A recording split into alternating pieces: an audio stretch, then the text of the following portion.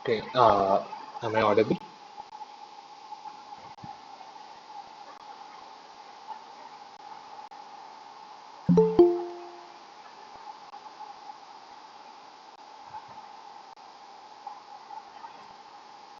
Yes. Okay,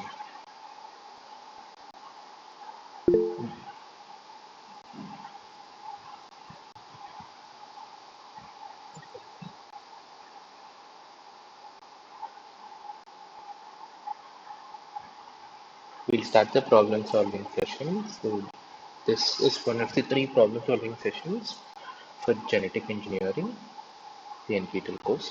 I'm Shankar. I'm a PhD student from IIC Bangalore. I'll be the TA here for this course. So in this problem solving session, we'll be discussing a few sample problems that will help you solve your assignments on a weekly basis. This happens on Mondays from 6 p.m. to 8 p.m.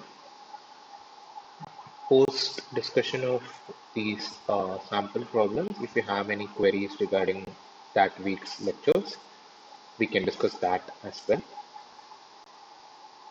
So, huh, we'll start.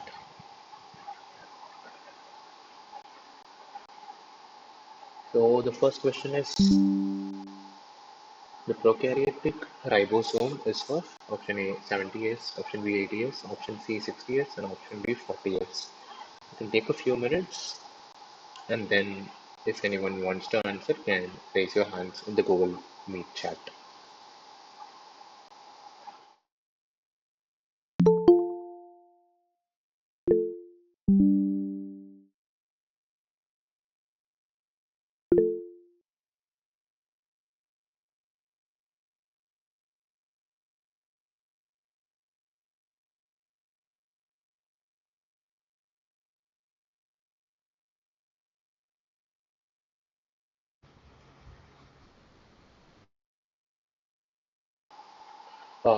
Since this is a problem solving session common to all the students, please don't type the answer or the option number. It would be beneficial for others who don't know to take time to think.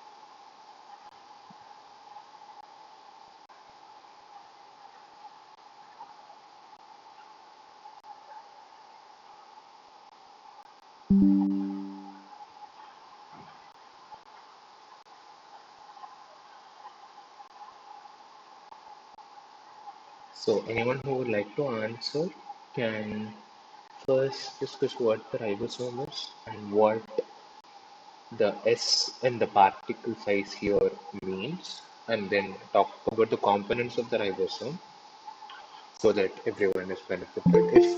If you're unable to do that, I will clarify that.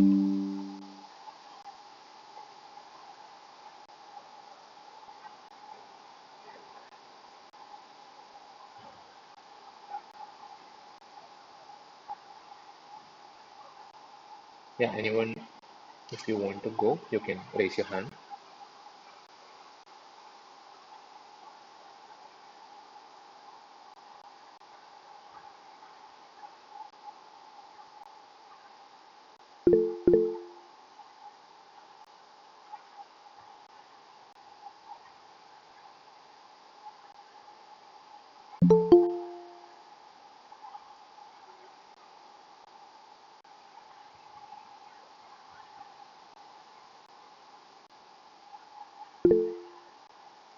Okay, yeah, Abhinaya, you can unmute and first talk about what the ribosome is, followed by what is the difference in prokaryotic and eukaryotic ribosome, and how does the final value corresponding to the Swedberg unit comes. You can start.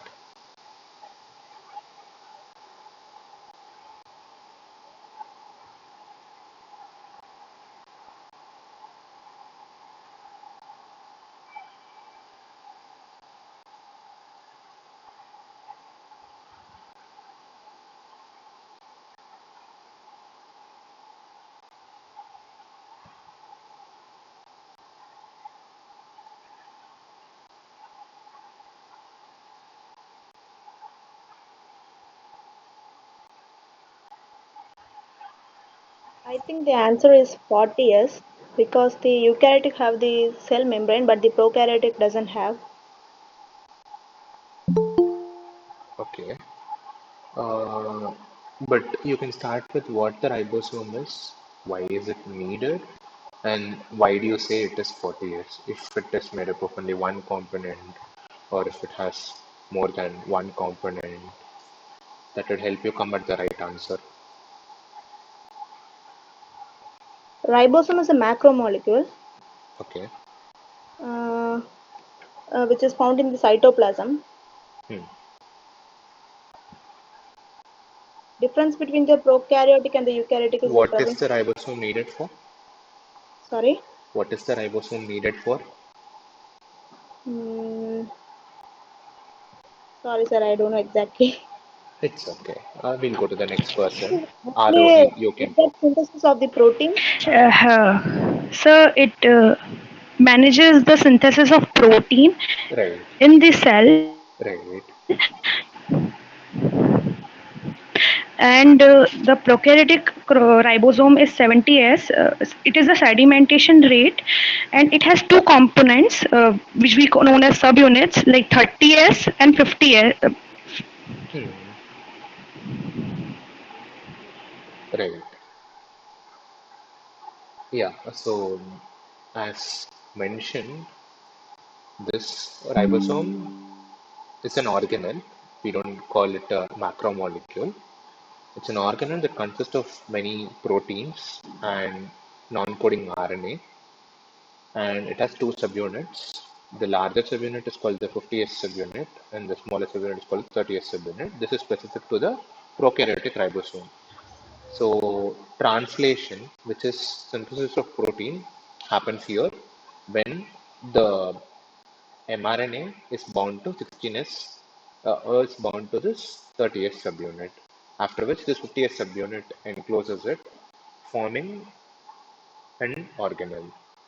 And that's how translation happens. So the right answer is option A, 70 years. Was it clear to everyone?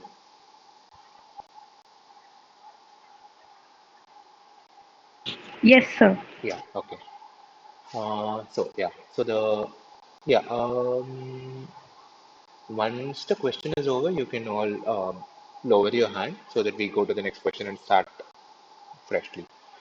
The next question is which of the following is true for prokaryotes? Option A, presence of introns. Option B, membrane-bound organelles are present.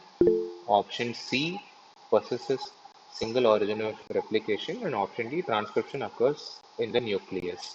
So with respect to this question, if anyone would like to answer, first you'll have to talk about all the different options that are false for prokaryotes and specify how it is different. Then we'll go to the right option. You can all take a minute and then start raising your hand.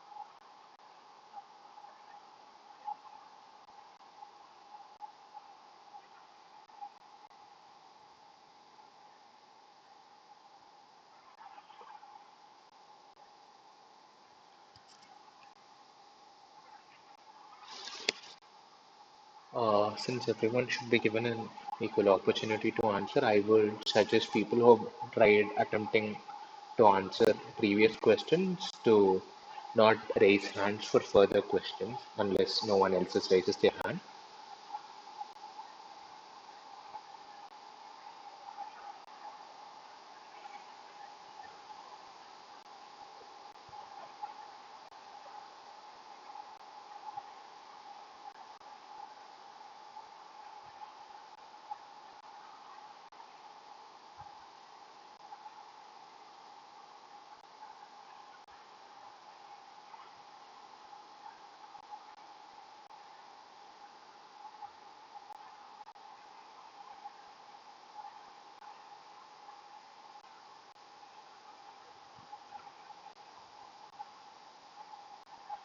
Yeah, so we'll start with Chandrima. You can talk about one specific option that is not true for prokaryotes and try to justify why that is the case. Then Vedant will answer, followed by Manasa.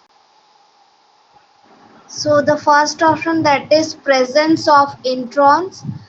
First of all, we have to know what is introns. Introns are the non-coding regions in the gene which do not code for protein. Hmm. Okay. Um, the Do I give the answer or do I give another option, like which is not true? You have to give an option that is not true. So I'll go for D. Transcription does not occur in nucleus. Since the cell is a prokaryote, prokaryotes don't contain inbound organelles, and nucleus also is not in a prokaryote. The DNA stays in the cytoplasm. So that answer cannot be true. Okay. And with respect to the introns, mm, so Chandrama, why do you think prokaryotes do not have introns? Because prokaryotes are polycystonic genes. Okay. Can you explain what you're saying?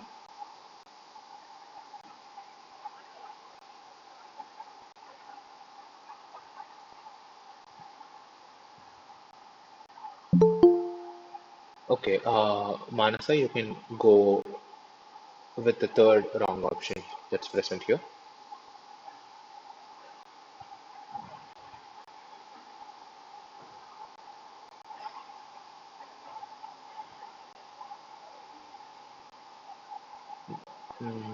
I don't think you're audible.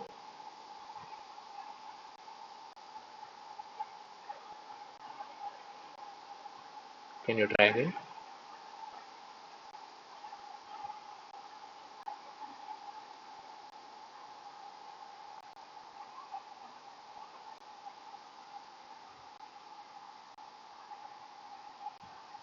Okay. Since you're not audible, we'll go to the next person. Arohi, you can talk about the third option that's not right here. Sir, the B option, membrane-bound organelles are present. As we all know, prokaryotes don't have any membrane-bound organelle. So this is a wrong option. Okay. Yeah. Yeah. You can unmute. You can mute yourself now. Yeah. So like all the three of you have told, first, prokaryotes are very basic entities that have a nucleoid-like material, which majorly consists of only exons. So exons and introns are parts of the DNA that are classified based on whether they code for a protein or not. In eukaryotes, you have an arrangement within the DNA where within or between two exons you have an introns, which gives rise to different isoforms of a particular protein. But that is not possible in prokaryotes. It's not been observed. So they do not have introns, and like it was mentioned, they do not have membrane-bound organelles as well. And in order for transcription to occur in the nucleus, a nucleus has to be present, which is not the case observed in prokaryotes. Rather, they contain this genetic material in a concentrated manner in a particular region called the nucleoid. There is no physical separation of the nucleoid from the cytoplasm. It is present in the cytosol. So the only right option here is that it possesses a single origin of replication. Huh. I hope that was clear.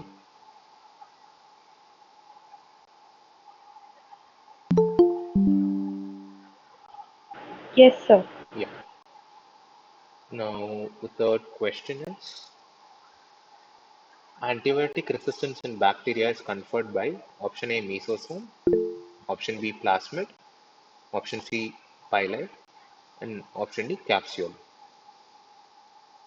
Again, like we discussed for the previous question, first one has to try to rule out all the incorrect options by justifying why those are incorrect, and then we'll go to the right option.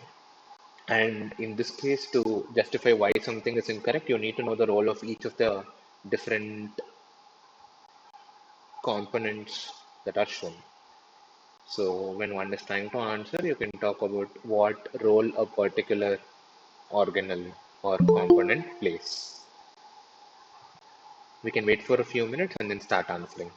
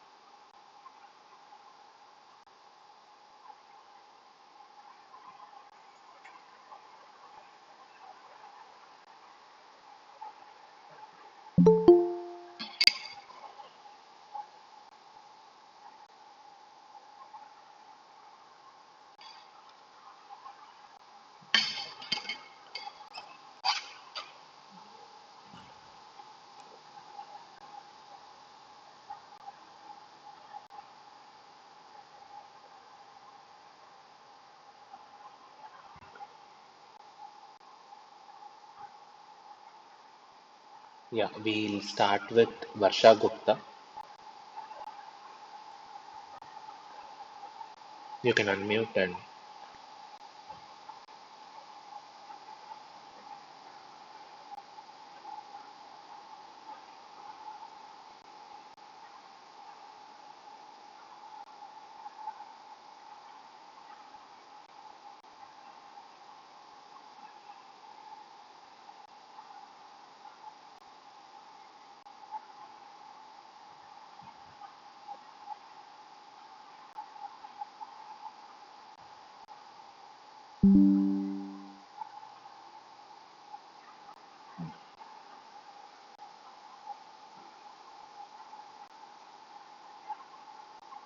okay, Aishwarya, do you want to go first?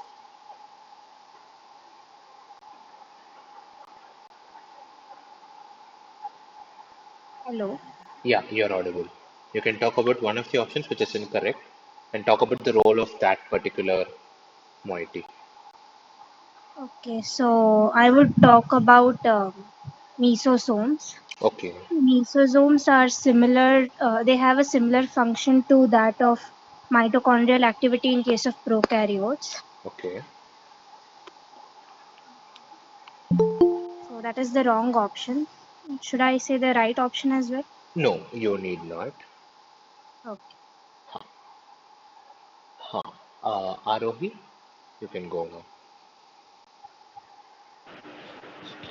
Sir, option C, pili, it is a wrong option, as pili is a hair-like structure which is usually used for the movement of a cell of a prokaryote, bacteria we can say. Hmm, right. And apart from Pillai, is there any other structure that helps or aids in the movement of bacteria that you're aware of? Flagella, sir, flagella is also used Yeah, for the so movement. to clarify, flagella is majorly used to propel towards a food source, but pillai is needed to adhere to other bacteria so that it's it can go near a bacteria and communicate with it. And also in a process called conjugation, some plasmids are transferred from a particular bacteria to another using a pili, and this is called sex pilus. Okay, sir. So it is not specifically for movement, but rather for adherence. Okay, sir. Yeah. Uh, yeah, Varsha,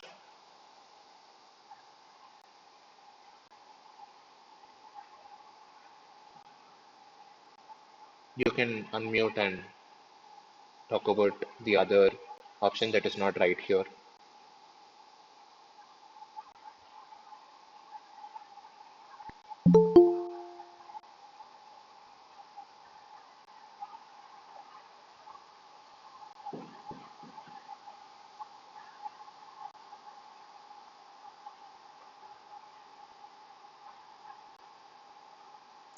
Prakruti, do you want to try? Yes, sir. Yeah. Plasmid, because it's an extra circular genetic material which is present in bacteria. Okay. So what are you saying that it's a wrong answer? Yes, sir. Okay, it's a genetic material. So, okay, why do you think this is the wrong answer?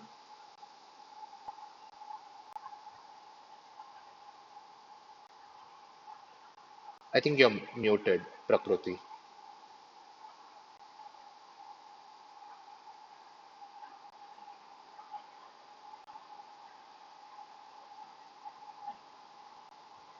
Uh, okay.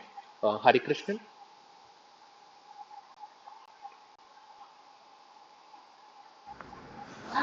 Sir, it is the answer is plasmid, sir. No, I don't want the Na- answer. I was asking about. So we are trying to eliminate option, trying to justify why a particular option is not right.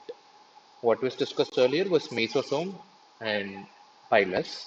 Other than that, you have two options left, plasmid and capsule. So you'll have to justify which of these options is wrong.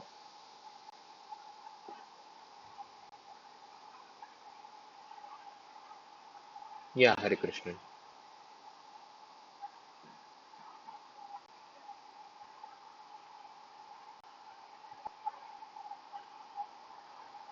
Okay. Arohi, do you want to go?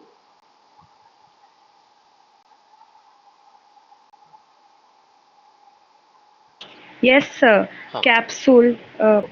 Capsule is a type of barrier or from the toxic and harmful materials. Like it is an outside covering Hmm. which protects the cell from the harmful and toxins.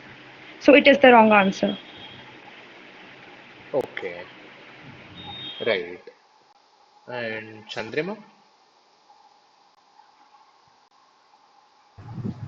So this plasmid is a extra chromosomal DNA present in the bacteria which is having antibiotic resistance genes. But Hmm. that genes is working on an host cell. When you are extracting that plasmid to another host cell, then it is working. So how does it confer antibiotic resistance in bacteria if it's only working in some other host cell?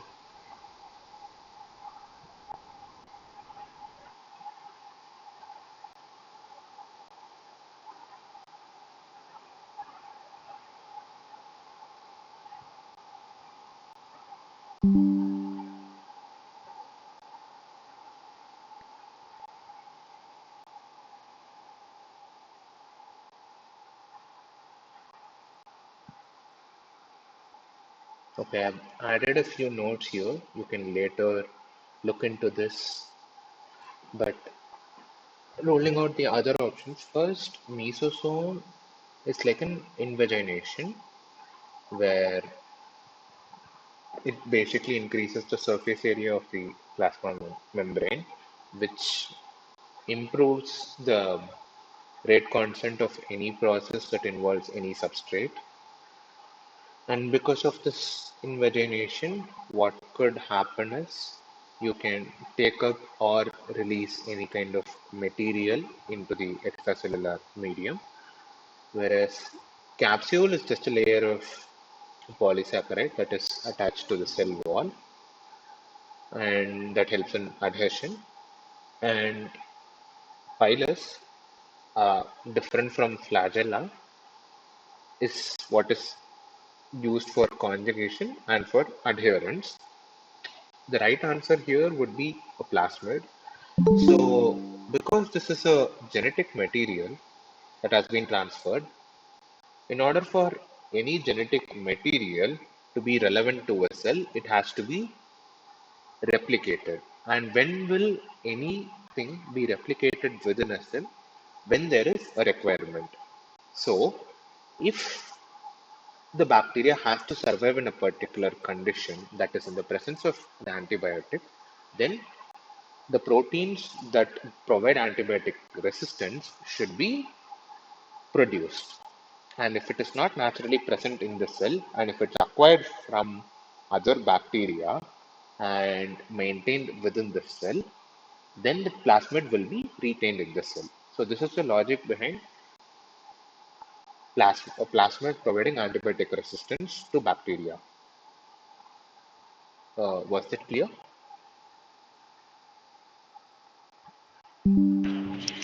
Sir, Yeah, I'm just confused yeah. that does plasmid works in its own cell too? Okay, so you need to think about the purpose of a genetic material here. You need to think of cells as small entities that have limited resources and that have to ensure that the cell survives. So, a plasmid will only be present or maintained within a cell over generations if its function is required. So, because this plasmid confers the ability against antibiotics and provides antibiotic resistance, if this is the only source of these proteins, then it will be maintained within the cell, independent of whether it was there in the host or not. But if the host has these genes that provide this antibiotic resistance or that encode for the protein providing antibiotic resistance in its chromosomal DNA, then the plasmid will not be maintained. But if it is not there and the plasmid is the only source of these proteins, then it will be there in the host cell as well and it will work. Was it clear? Yes, sir. Okay. Yeah.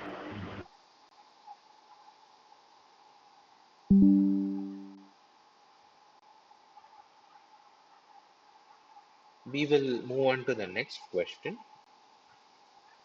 Which of the following organelle is found only in plant cells? We'll take a few minutes and we'll start again with those options that do not correspond to the right answer.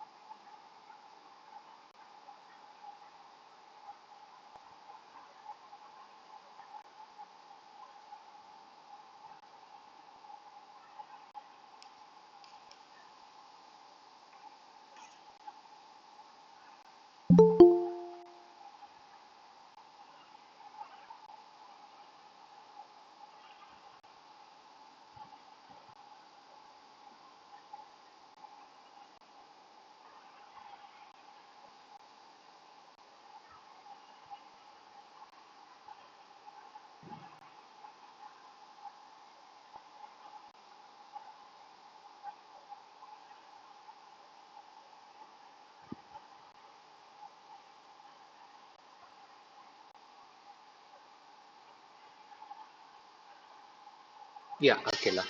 You can start with one of the options which is incorrect.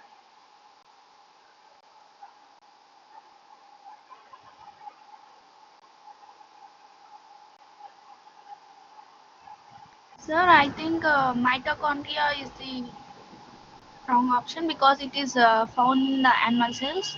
It helps Okay, in, it is known as the powerhouse of the cell, means okay, powerhouse of the animal cell. okay. So I think it is not found in plant cells. We can eliminate this option. C. Wait, you're saying it is not found in plant cells, is it? Yeah, means you asked to eliminate the options first. Yeah, So yeah. So the question is, which of the following is found only in plant cells? And you're yeah, saying mitochondria is not found in plant cells. yes, yes. Okay. Uh, Hare Krishna?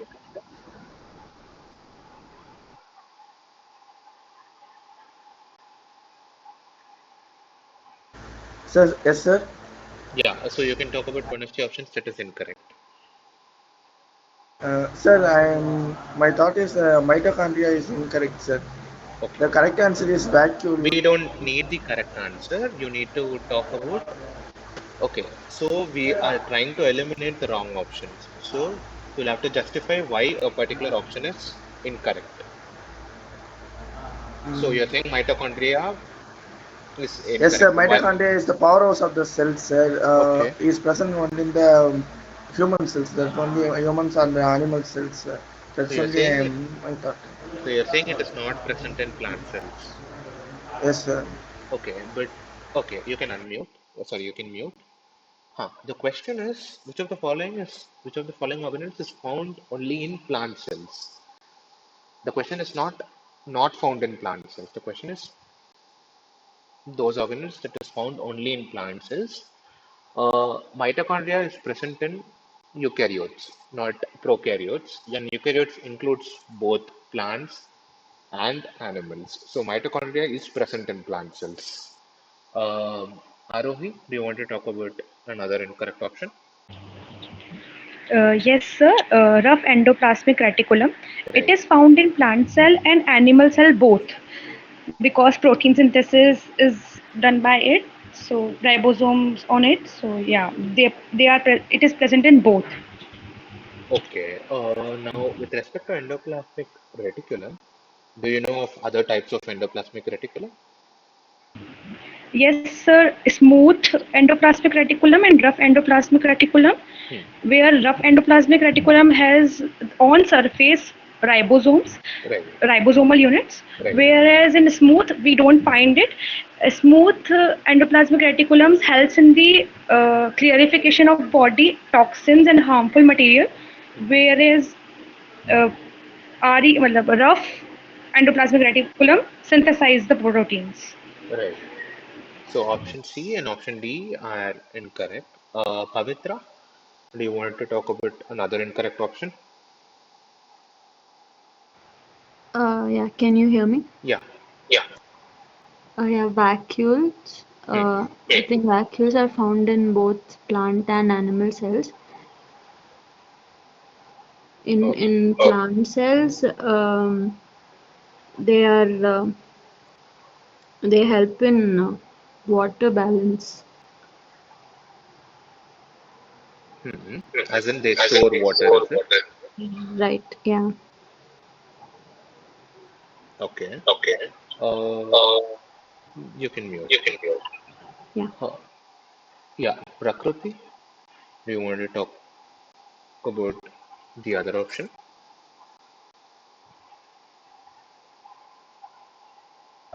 No, sir. Vacuole, mitochondria, and rough endoplasmic reticulum are wrong options. Right. Huh. Sir, Yeah. I think the vacuole is the correct answer. I think so. Is right or wrong?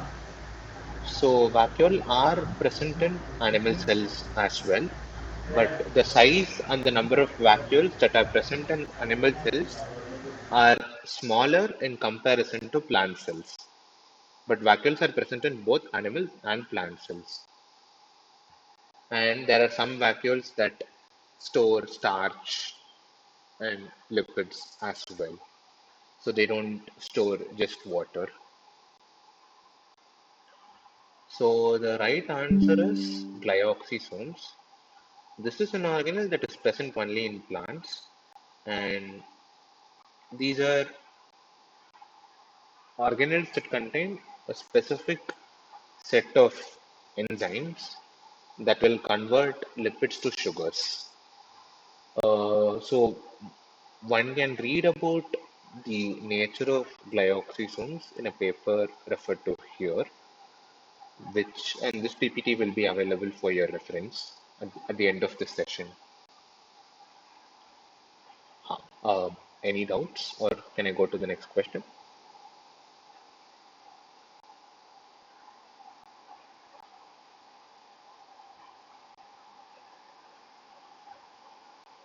Okay, I'll go to the next question.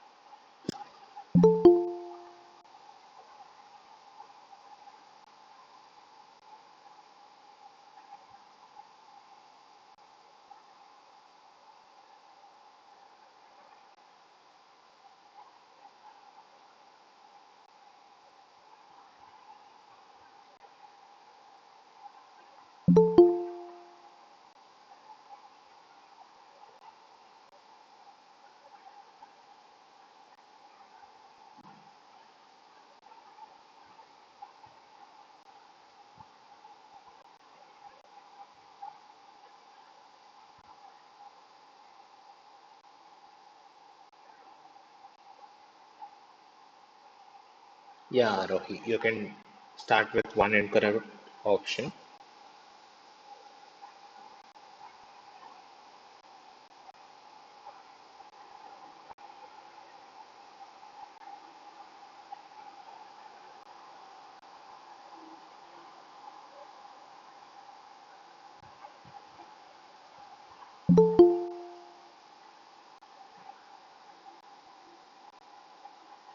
Manasa, yeah, Am I audible, sir?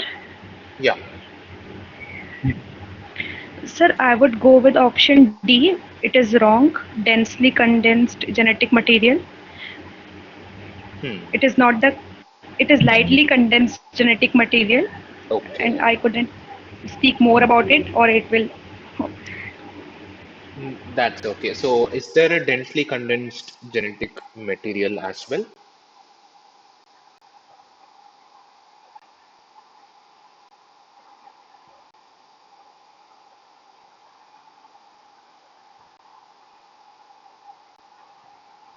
Huh. Okay. Manasa,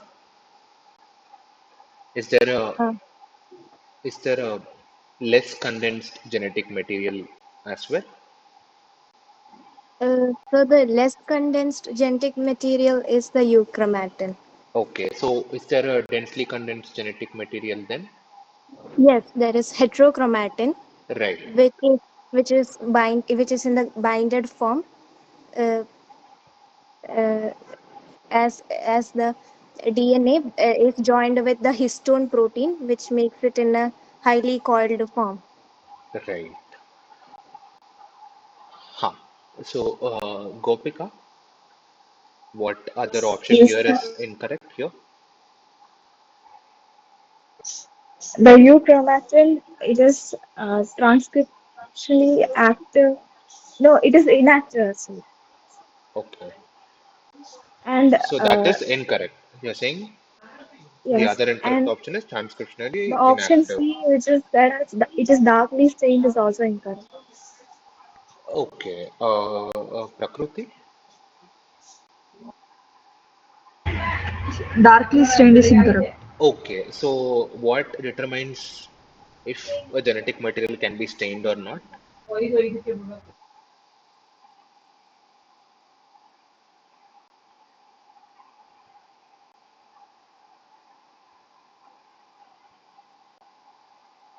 Uh, I'm not sure, sir.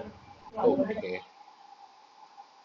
Anyone else? Manasa, Gopika, or Arohi? What determines whether a genetic material is stained dark or light? Sir, for me, it goes like if a material is compactly packed, it will not stain that good. Uh, in contrast with the element which is loosely packed. Okay. So, what you to rephrase what you said, if there is a genetic material that is not densely condensed, then it will not be stained dark. Is it?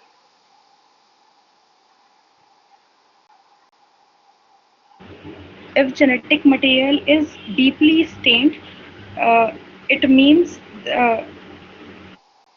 hello, sir. Yeah, we can hear you. We can hear you.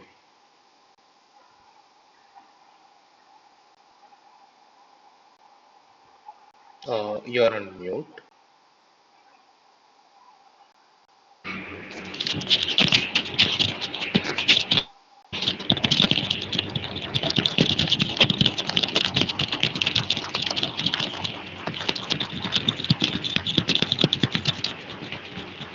Hello. Yeah, you're on. We can hear you.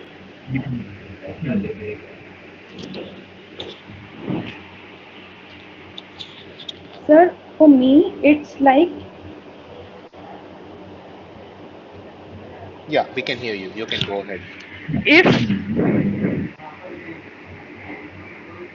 sir, if the, I can't explain it, but if it is highly condensed form, it is, hello, sir? We can hear you. Yeah, Man, we can hear you. You're audible. it is darkly stained, Hmm. whereas when it is an euchromatin, it is lightly stained, or what we can say, it is loosely condensed Right. or loosely packed. Right. So, Okay. so Huh. So to summarize, the genetic material within the nucleus can be divided into two types of chromatin. One is heterochromatin, the other is euchromatin, and euchromatin is loosely translated to true chromatin. Uh, Now, the heterochromatin, like it was mentioned, is coiled within histone proteins, making it inaccessible for the transcription machinery. So the heterochromatin is transcriptionally inactive. And because this is coiled within the histone proteins, it is densely packed. Meaning, if you add a dye or a stain to it, it is very difficult to wash away the stain from it. Meaning, any densely packed chromatin will be darkly stained. This leaves out the option transcriptionally active. So the right answer for this question is euchromatin present in nucleus is transcriptionally active. Was it clear?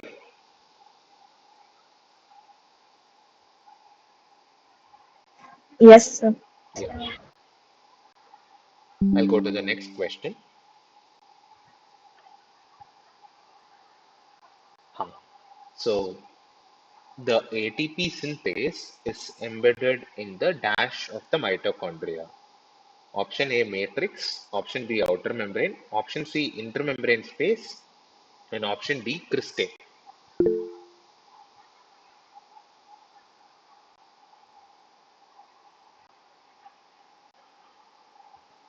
We can take a couple of minutes and then you can justify why a particular option is incorrect.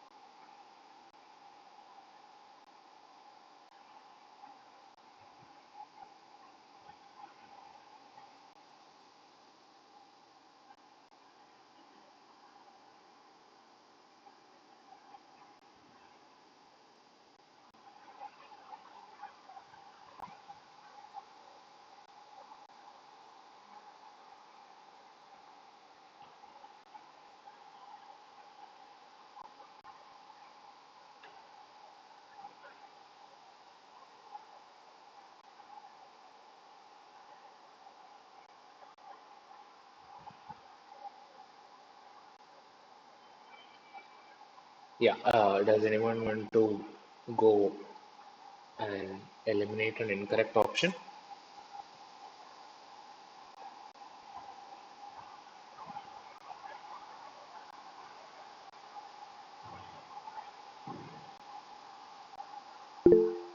Yeah, Ayushi, you can talk about one incorrect option. Hello, sir. Am I audible? Yeah, you are.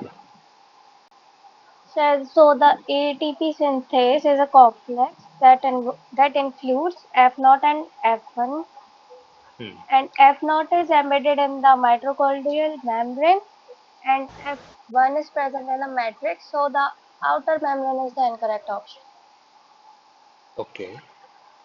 Uh, hmm.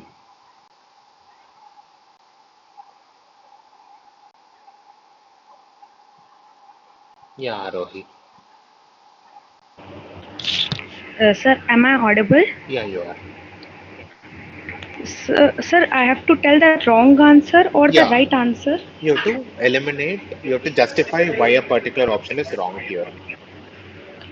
Okay, so I go with option A, matrix. Okay. Why is it incorrect? Mitochondrial mitochondrial matrix doesn't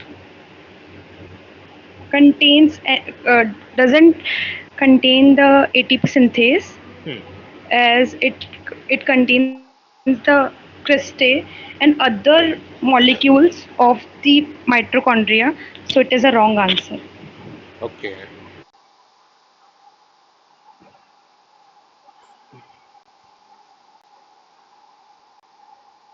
So we look at the structure of mitochondria.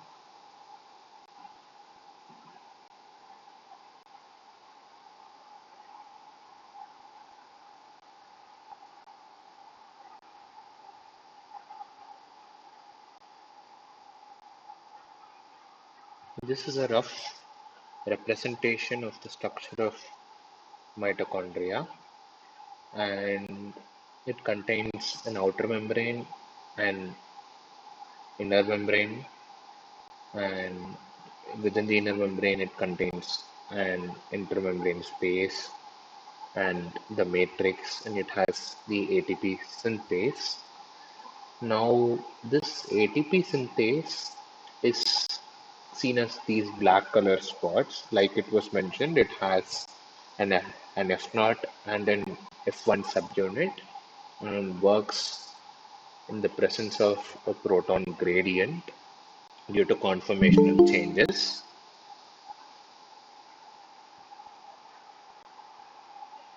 Now, the location of this ATP synthase is on the cristae. These are placed as subunits on the cristae. So the right option is option D, cristae, and it's not in the outer membrane or the intermembrane space. Yeah, Excuse me, sir. yeah, So when this this thing was in my second semester, huh. and when I was studying about it, in our books published by CVH, it is written that the F naught of the oxysome is bounded to the inner membrane, whereas the F1 is free in the lumen. Now the inner membrane is okay, fine. From these answers are based on the lectures. So Yes, sir. Our lecture also told us that cristae contains the ATP synthase, right. but in our books it was written like that. Uh, Okay, maybe at the end of this meeting, we can look at research papers and refer to them and come to a conclusion. We'll make a note of this. okay, sir. Thank you so much, sir. Yeah.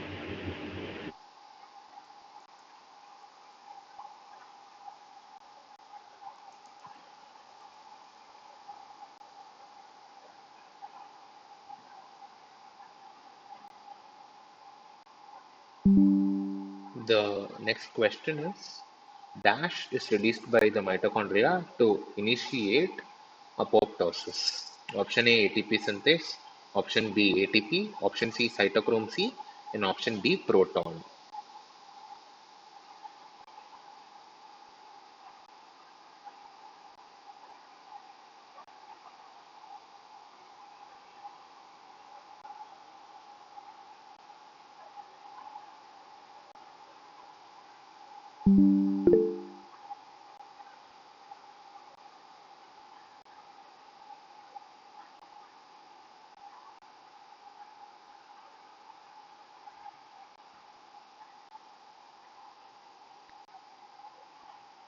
Yeah, Rafi, you can talk about one incorrect option.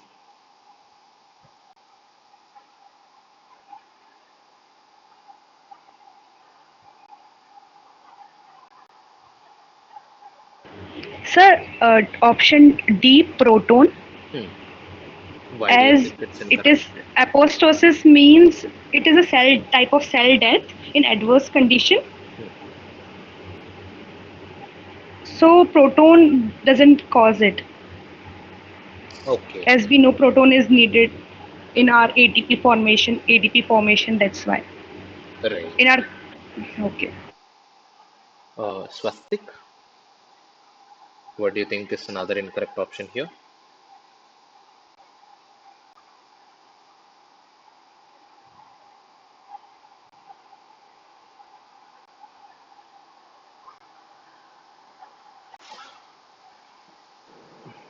Sir, ATP is incorrect. Why do you think it's incorrect?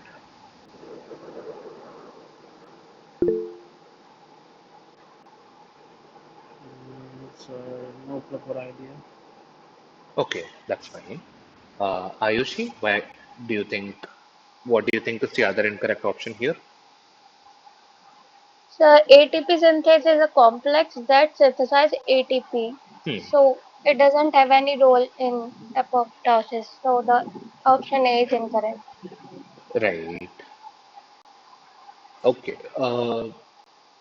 Another question that I would like to ask in this context is, uh, what what would a cell need to initiate any particular process?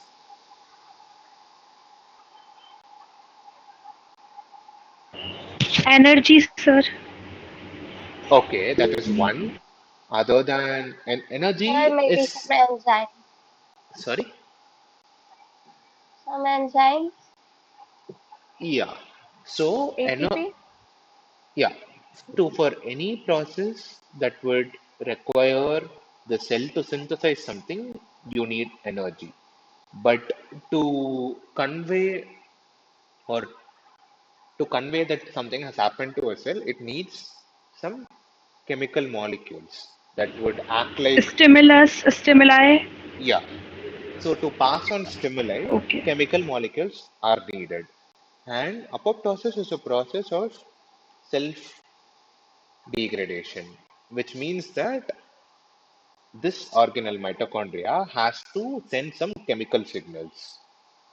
In that context, you need a chemical that would act as a signaling molecule. And here, the only option that's left is cytochrome C.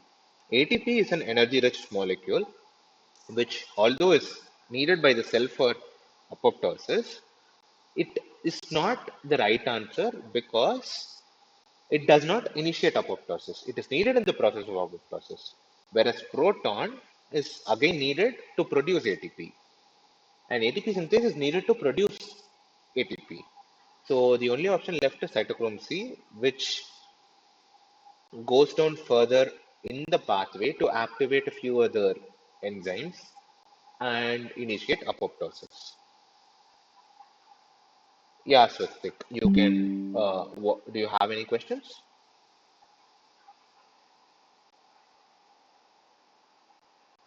No, sir. Right,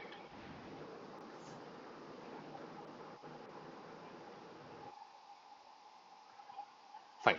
We'll go to the next question. The light reaction of photosynthesis occurs in dash of the chloroplast. Option A stroma, option B thylakoids, option C outer membrane, and option D intermembrane space. We can take a few minutes and then try to answer this question.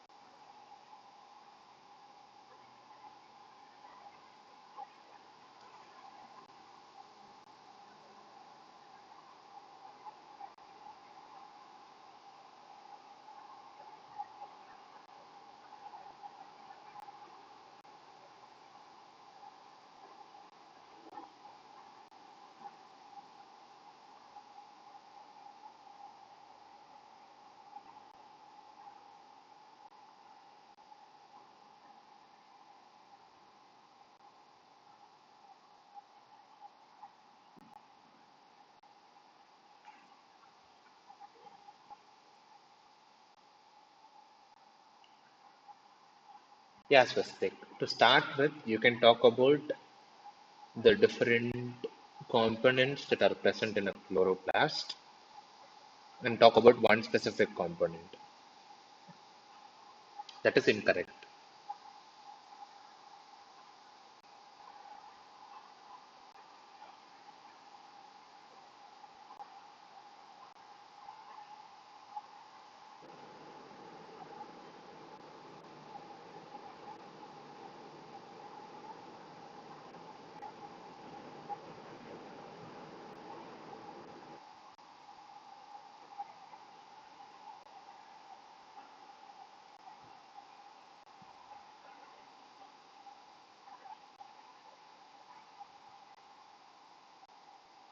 Gopika, do you want to go first? Yes, sir. Yeah. I think the incorrect option is stroma because it is the dark reaction of the photosynthesis that occurs in the stroma of the chloroplast. Okay. Do you know the differences between the dark reaction and the light reaction? Just the basic difference? It uses light energy. The light reaction uses the sunlight for photosynthesis, whereas the dark reaction does not require that amount of sunlight. Okay. Right. Uh, so that means we've removed stroma. Okay. Uh, Arohi?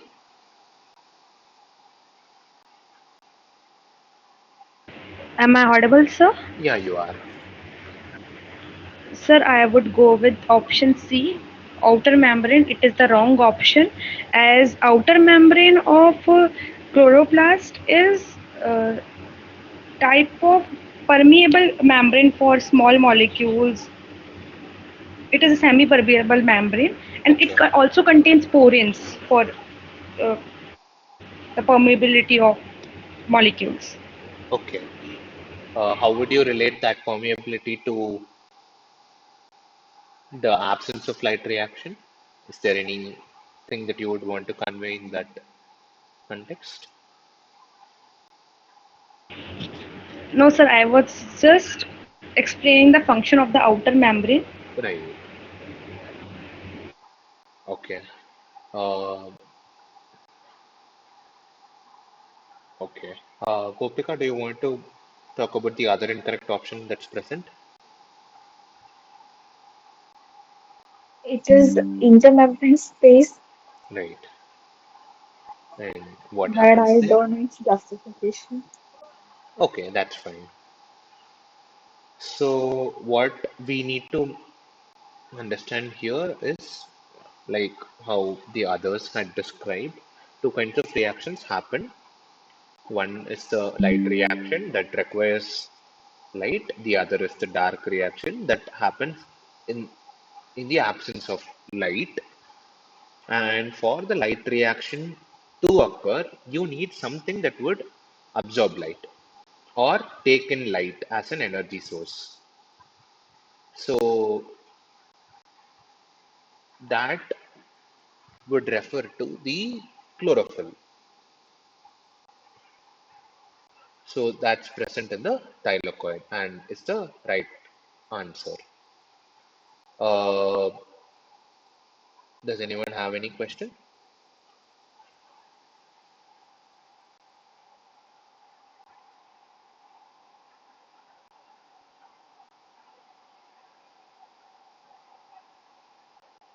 So, could you please explain about the intermembrane space? Right, that is just another compartment that is present because all of these have more than one or more than one membrane.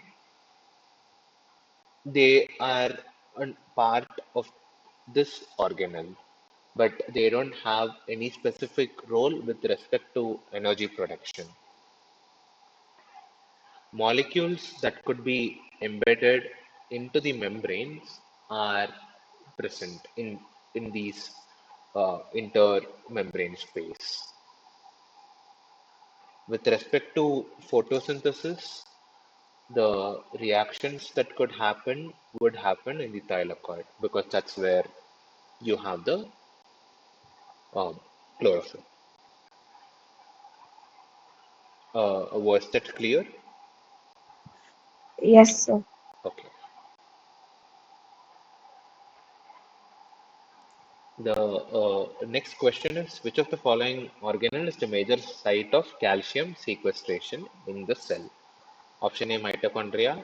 Option B, nucleus. Option C, endoplasmic reticulum. Option D, Golgi bodies.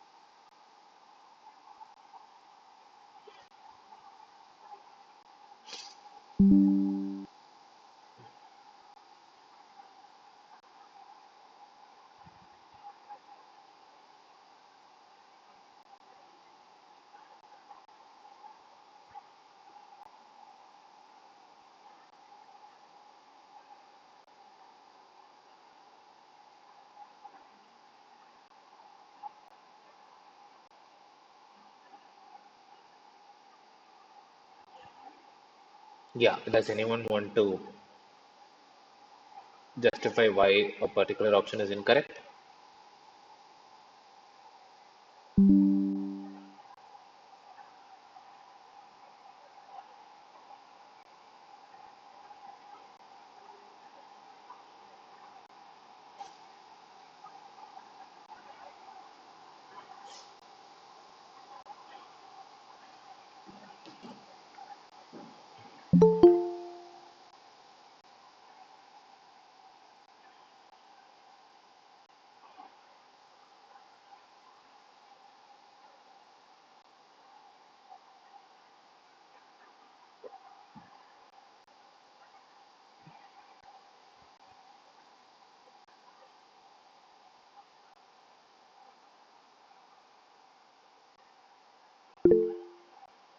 Yeah, Chandrama, you can talk about one option that is incorrect. The option number D, Golgi bodies. So Golgi bodies function is to the transfer or to modify the protein or lipid. It is not a site of calcium sequestration in the cell. Hmm, right. Anyone else?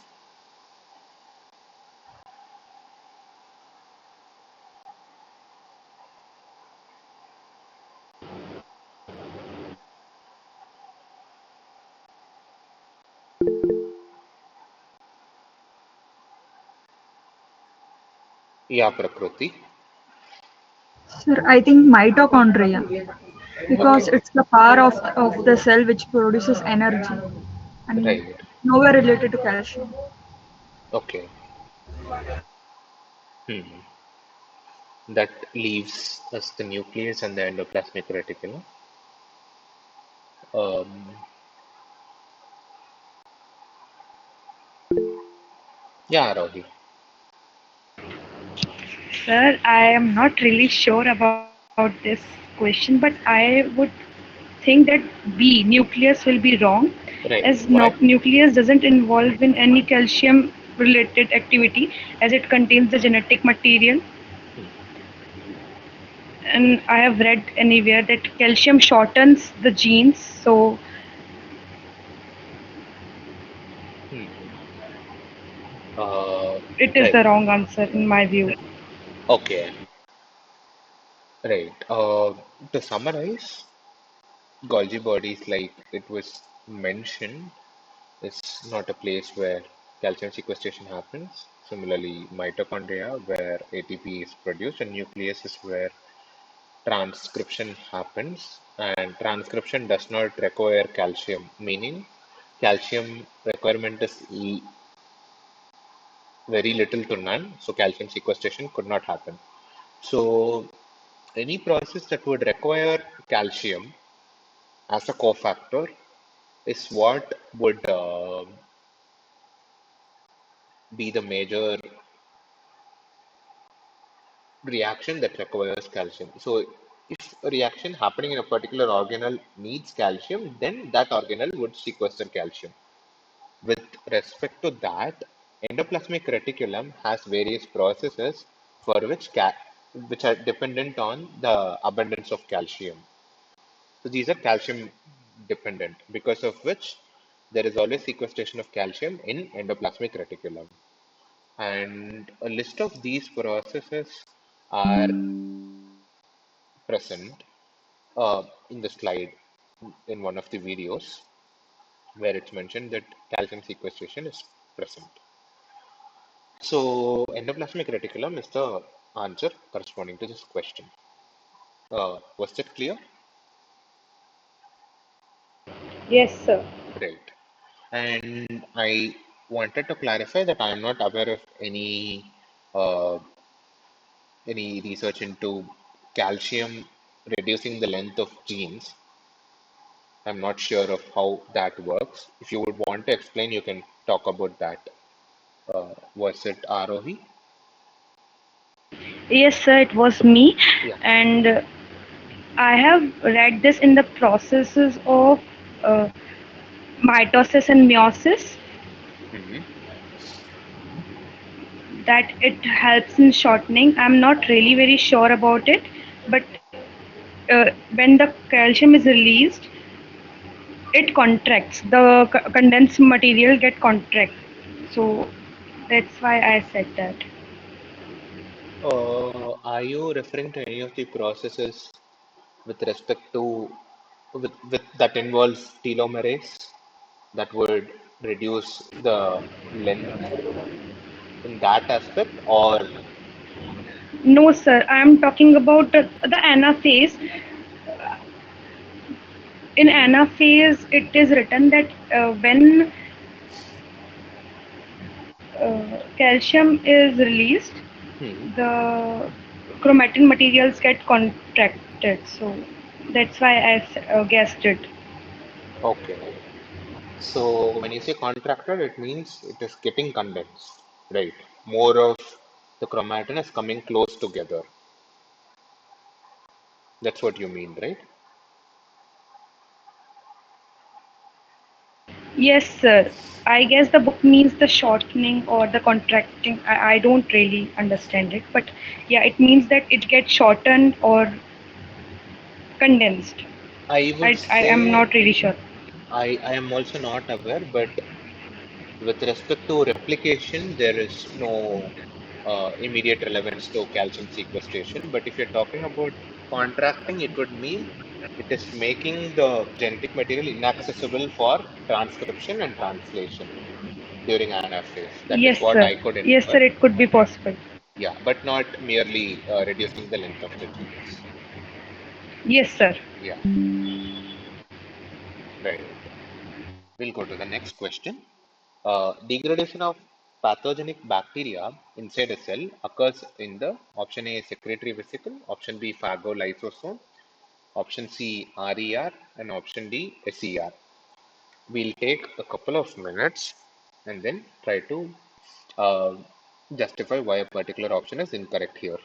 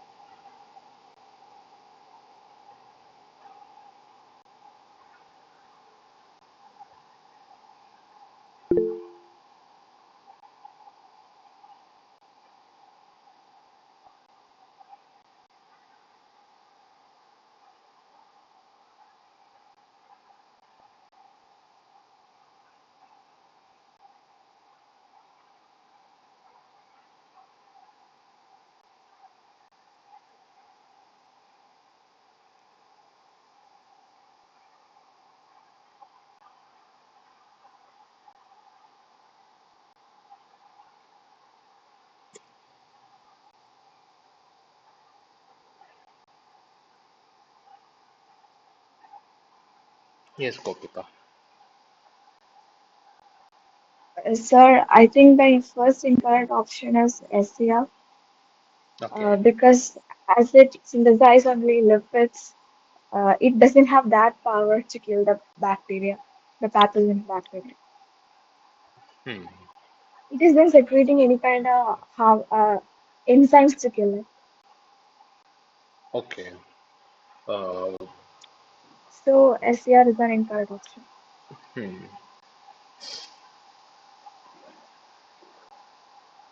Chandrima?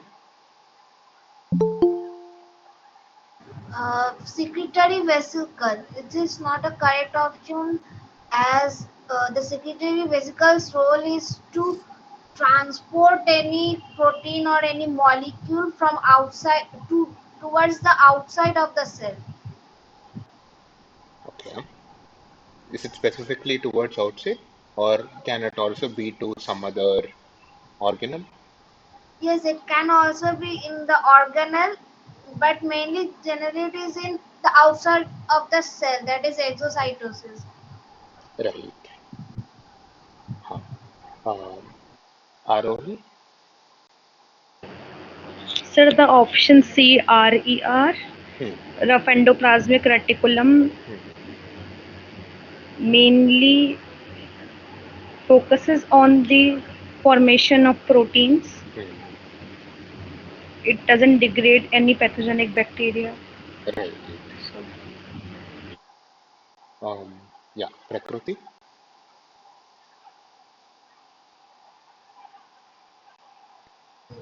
Same, sir. The B, C, and D options are wrong.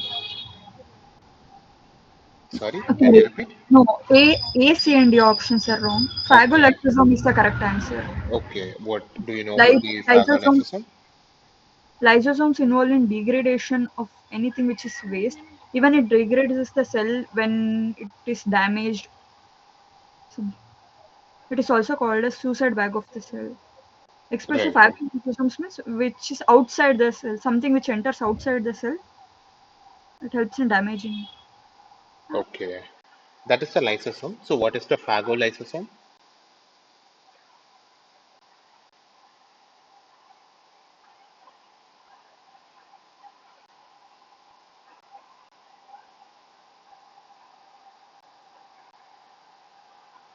Gopika, what is the difference between the phagolysosome and the lysosome?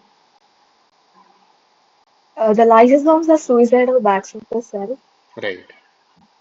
and phagolysosome.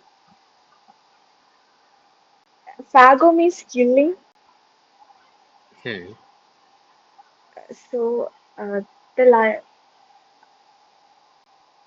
the lysosome that would attack the bacteria. Okay. I don't know it exactly. Right. Nidhi, Praveen? When a cell like macrophage Hmm. captures the pathogen, Right. it encapsulates the pathogen in a vacuole Hmm. called phagosome. Hmm. Then this phagosome gets fused with the lysosome to form phagolysosome. Right. That is a representative pathway through which any pathogenic or any foreign parasitic organisms or microbes will be captured and be lysed. So, like it was mentioned, you have cells that provide immunity by capturing foreign agents. And once these are captured, these foreign agents have to be lysed.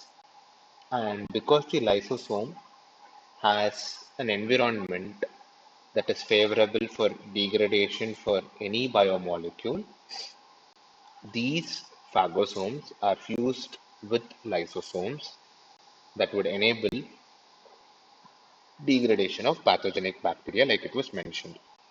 So the right answer is phagolysosome. Question 11. An antibody is secreted from a B cell. Which is the pathway the protein followed. Option A, Golgi to RER to endosome. Option B, RER to endosome to Golgi. Option C, RER to Golgi to secretory vesicle. And option D, RER to Golgi to lysosome.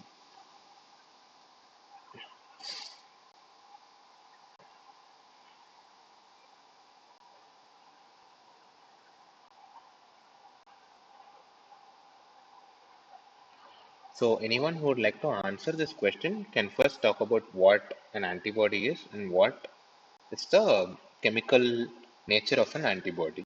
We'll start from there so that it's easy to build the answer.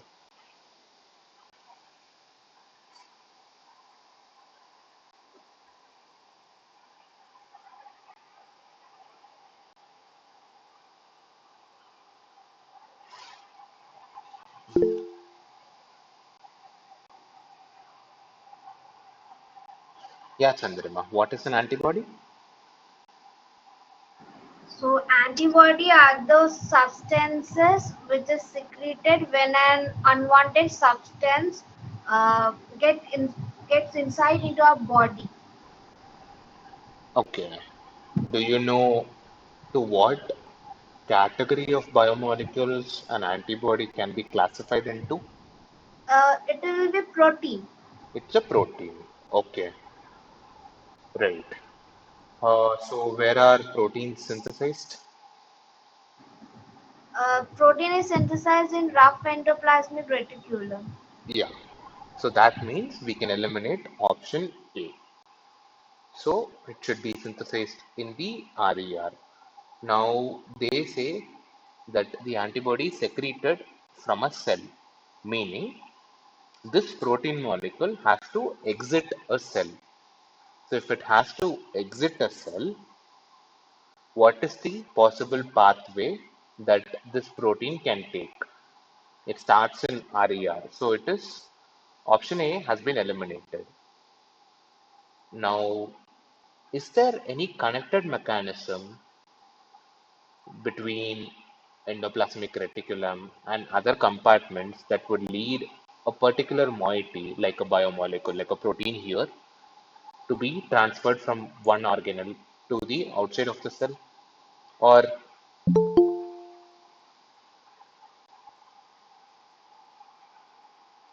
or does these or do these molecules just travel by free diffusion? Yeah, Arohi.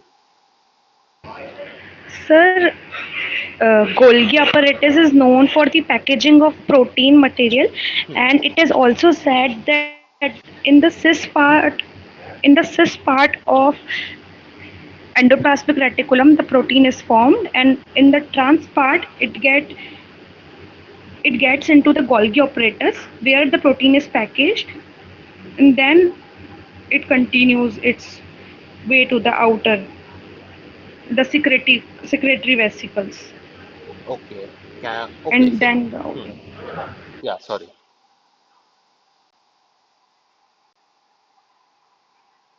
I think you're on mute, Arohi. Yes, sir. You continue, sir. My answer was completed here. Yeah, okay.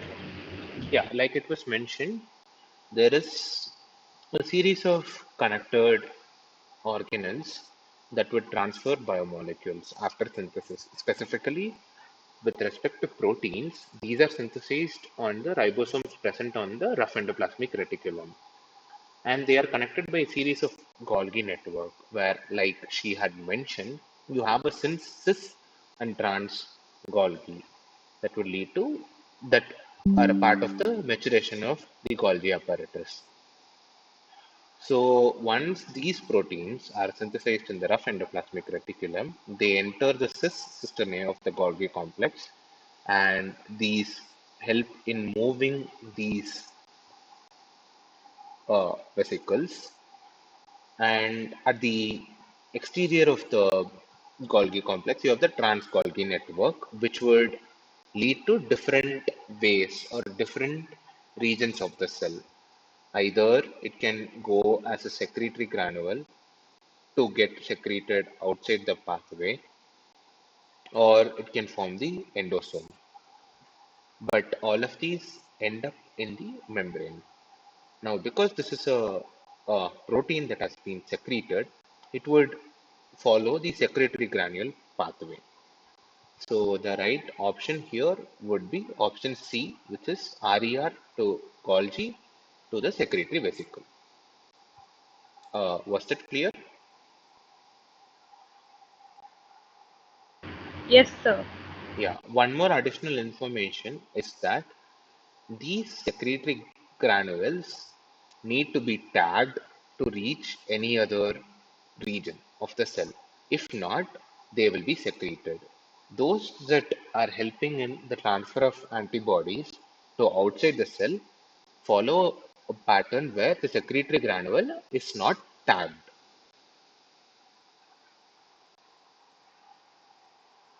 The next question is, the lumen of the lysosome has a pH of option A 9 to 10, option B 4 to 5, option C 7 to 7.5, and option D 8 to 9. Yeah, so anyone who would like to talk about an incorrect option here can raise their hand.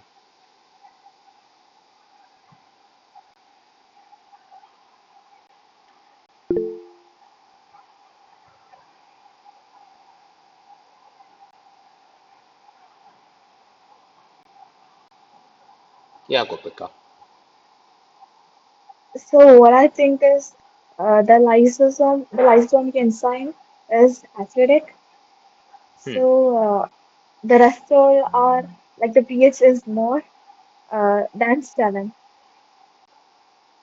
hmm, except the B. So I think the option A, C, and D are incorrect. right. So how was this acidic pH helping the lysosome to perform its function? Do you have any idea? I think so. It is the acidic pH. Yeah, how is the acidic pH helping the lysosome to perform its function? Because it will digest the cell, Hmm,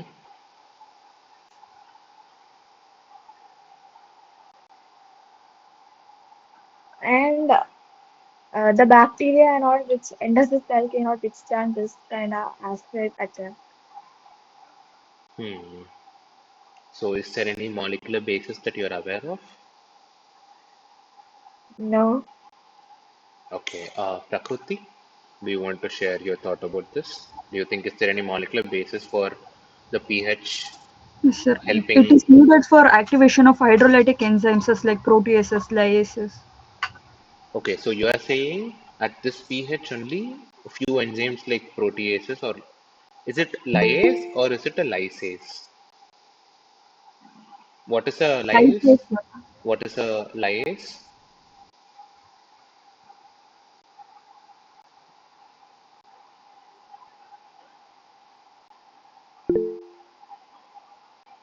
Huh, yeah, Arohi.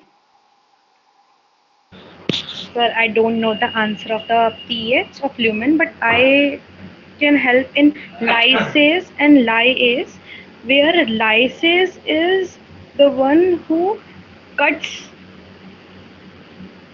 use for the lysis of anything, any material, Hmm, and lyase is joining of two sticky ends. that's a ligase. When you meant sticky ends, you were talking about nucleic acids and nucleotides, right? Yes, sir. Yes, sir.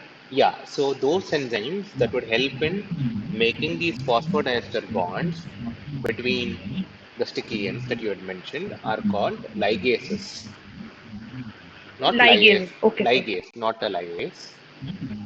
Huh. Yeah, Chandrima.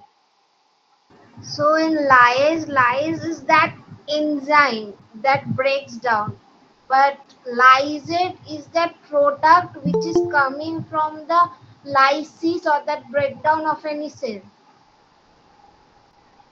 Okay. Hmm.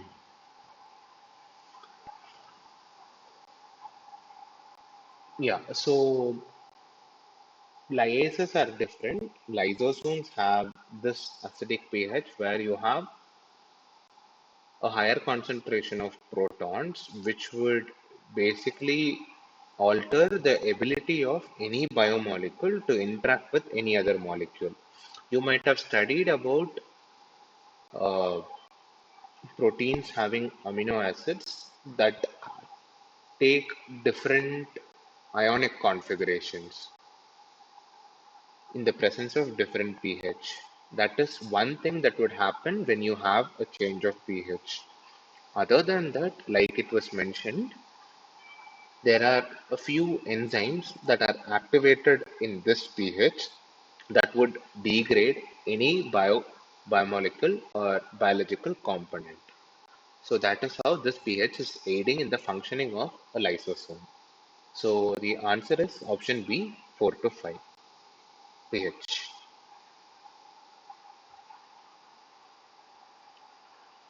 The next question is isolation of proteins from the periplasmic space. Sir, Yeah, yeah, sir, could you please explain lysis and lysis first, please, sir?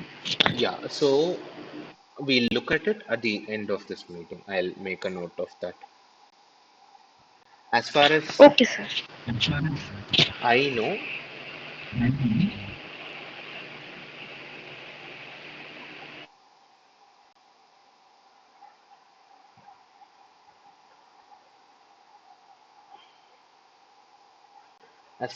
there are nothing known as lysases. There are only lyases, and these are moieties that would help in linking a particular metabolite to another metabolite. Like there is one example of an enzyme called tyrosine ammonia lyase.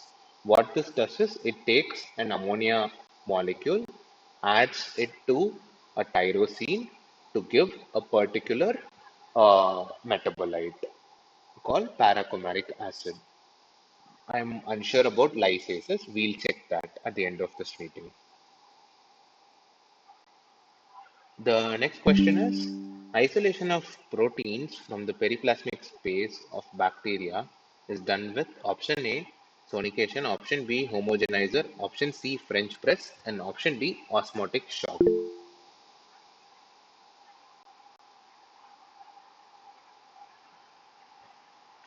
Yeah, we'll take a couple of minutes and then try to answer this question.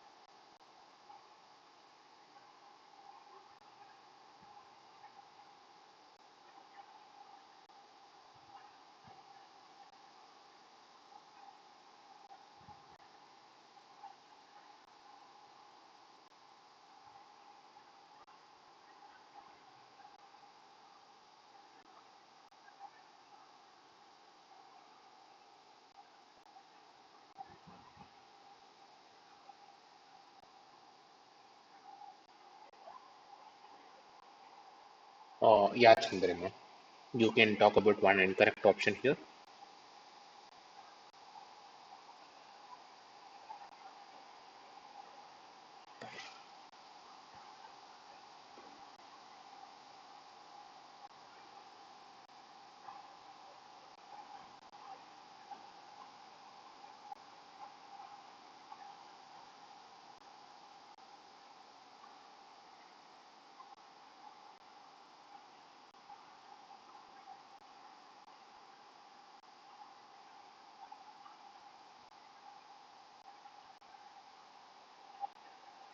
Chandrima? So the option is sonication. Hmm. Generally, sonication is used for the isolation of proteins from cytosol. It's a cytosolic proteins. We have to get it out, so we are using sonication process. Right. Um, Anyone else would like to add on to?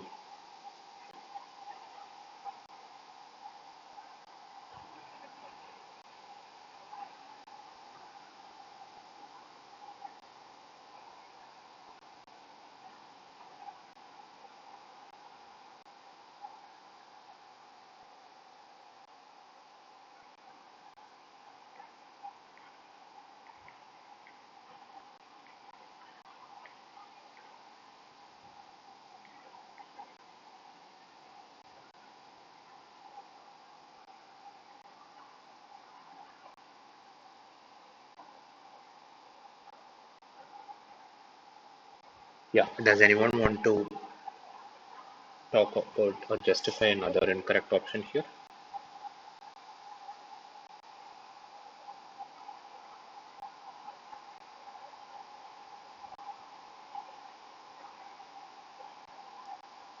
Okay. So, talking with respect to the structure of a cell, we have a cytoplasm followed by an inner membrane, followed by periplasmic space and an outer membrane.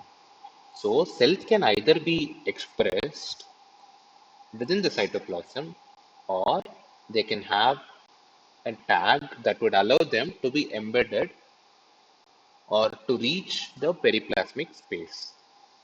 Now, if they reach the periplasmic space, they are stuck between the outer membrane and the inner membrane. So, now one has to break the inner membrane so that whatever is in the stuck between the outer membrane and the inner membrane can fall onto the inner membrane. And how do you achieve this? This is achieved by using sucrose, which would increase the osmolarity and thereby act as an osmotic shock producing agent. So now when sucrose is added in a higher concentration to cells, it would eventually break down the inner membrane phospholipids. So whatever protein is in the periplasmic space would fall into the cytoplasm. And then these can be separated. So the right option here is osmotic shock. These three options, sonication, homogenizer, and French press, are three different methods that would basically break open or lyse a cell. In sonication, uh, ultrasound waves are used, whereas French press and homogenizer are physical methods of lysing a cell. The next question is, pathogenic bacterial cells are killed by reactive oxygen species ROS released from the dash of the immune cells. Option A, nucleus. Option B, mitochondria. Option C, cis phase of Golgi bodies. And option D, trans phase of endoplasmic reticulum.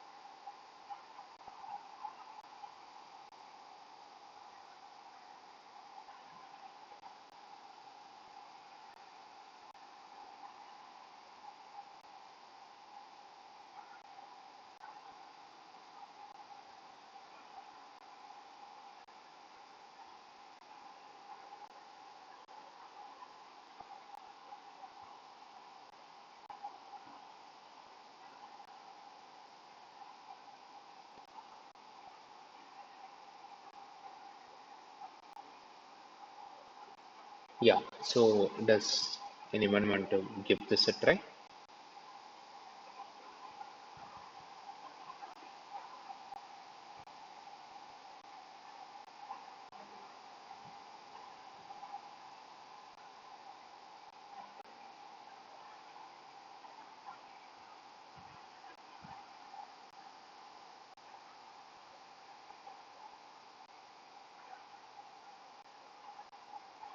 Okay, so nucleus, like it was discussed earlier in this class, is the region where genetic material is transcribed to produce RNA from the DNA.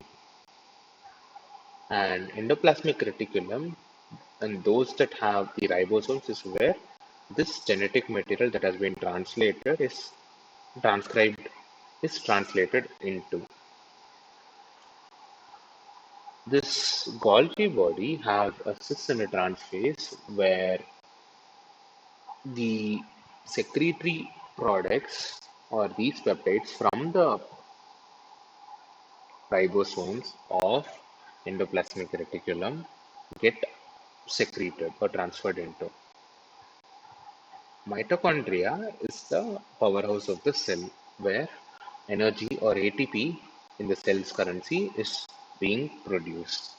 Apart from producing this mitochondria can also produce reactive oxygen species.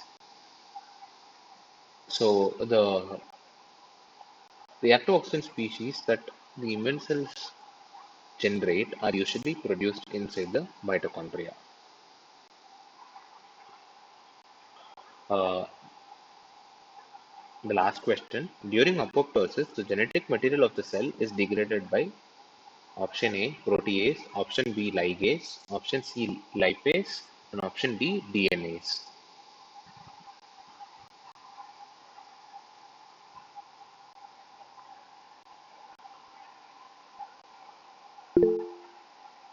Yeah, Prakriti, you can talk about what a particular incorrect option would do in a cell. What is the function of a particular incorrect option?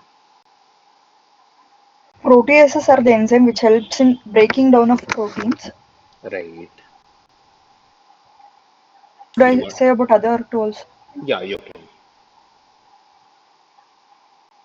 Ligases is an enzyme which break down bonds between the two molecules or atoms. Which option are you talking about? Ligase or lipase?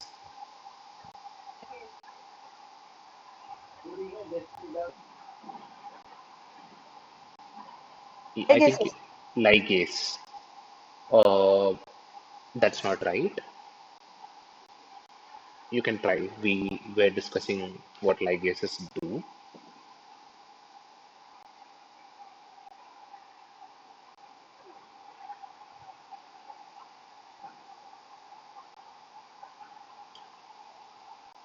Okay, so like she had mentioned, proteases are, uh, yeah, did anyone raise their hand? You can unmute and talk.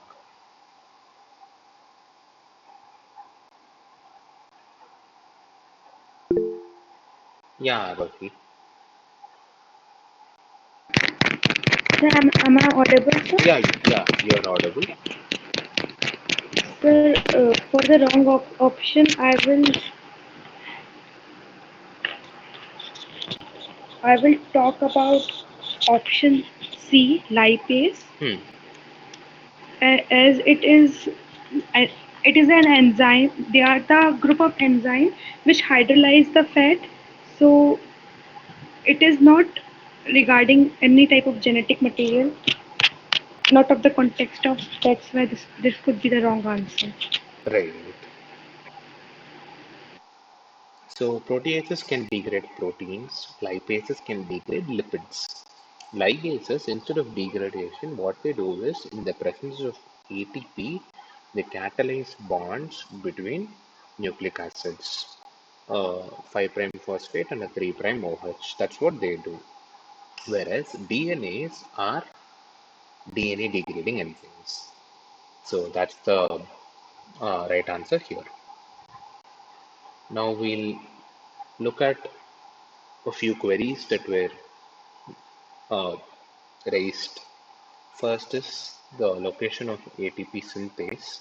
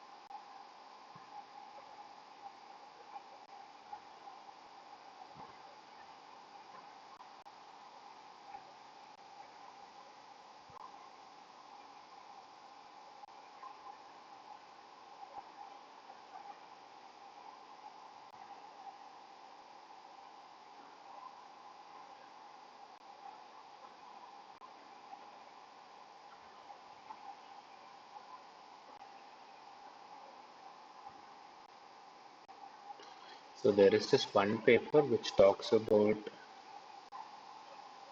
the presence of higher number of ATP synthase in cristae when compared to the adjacent intermembrane space.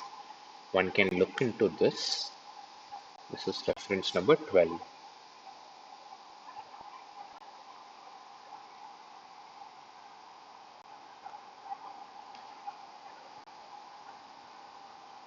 I'll add this to the PPT so that it's helpful for anyone who would want to look into this.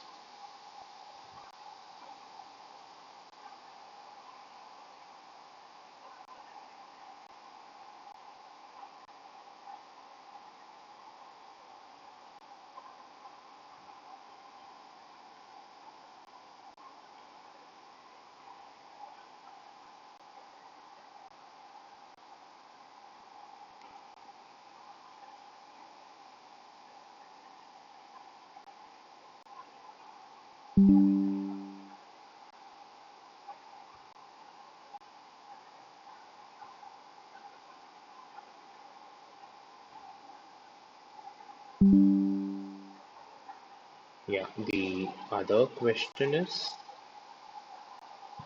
intermembrane space. I need to explain again, which I will do, and the difference between lyases and lysases.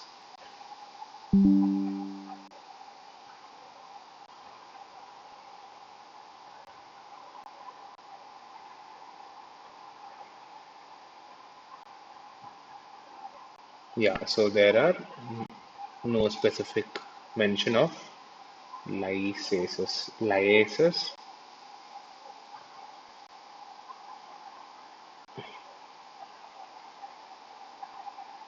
yeah. So an example that I had mentioned is tyrosine ammonia lyase.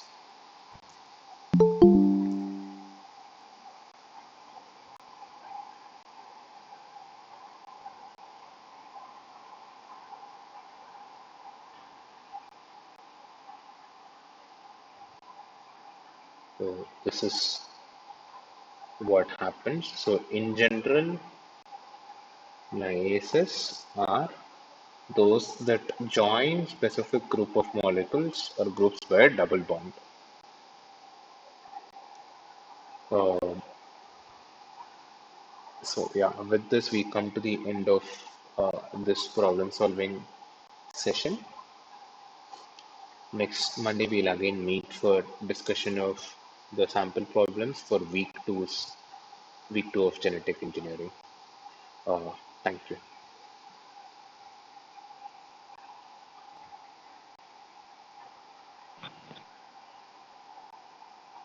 Thank you so much, sir.